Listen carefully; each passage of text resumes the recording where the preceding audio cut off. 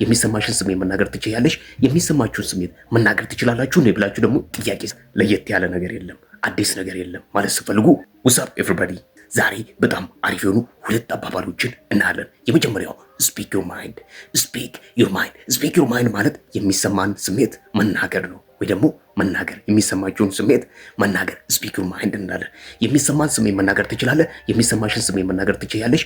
የሚሰማችሁን ስሜት መናገር ትችላላችሁ ነው ብላችሁ ደግሞ ጥያቄ ስታደርጉት ኬን ዩ ስፒክ ዩር ማይንድ፣ ኬን ዩ ስፒክ ዩር ማይንድ ትላላችሁ ማለት ነው። ሁለተኛው ረን ኦፍ ደ ሚል።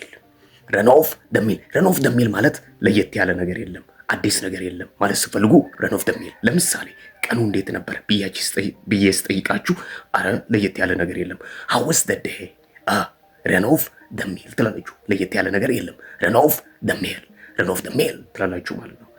ምን አዲስ ዋትስ ኒው ብዬ ስጠይቃችሁ ደግሞ አረ ምንም አዲስ ነገር የለም ረን ኦፍ ደ ሚል፣ ረን ኦፍ ደ ሚል ትላላችሁ ማለት ነው። ስቴይ ብለስ